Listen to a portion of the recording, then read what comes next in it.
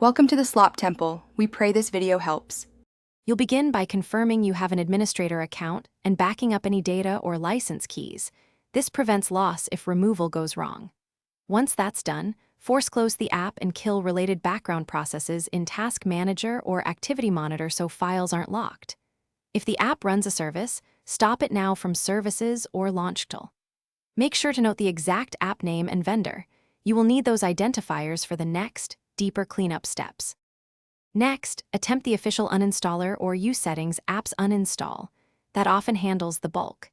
If it fails, manually remove the program folder from program files or applications and clear app data, /library, or /library entries that match the vendor. Then search and remove registry keys on Windows or plist files on Mac OS that reference the app name. Be cautious and export a backup first. Once you've removed files and keys, reboot to release locks and check for remaining processes or drivers still present.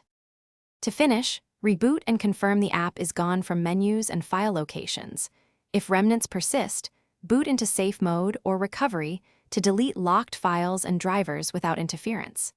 Make sure system drivers or kernel extensions tied to the app are unloaded before removal. If you still cannot delete it, run an anti-rootkit or vendor removal tool to handle hidden components, and contact vendor support with logs. One tip: keep a record of removed registry/plist backups so you can restore if something breaks. Thanks for watching.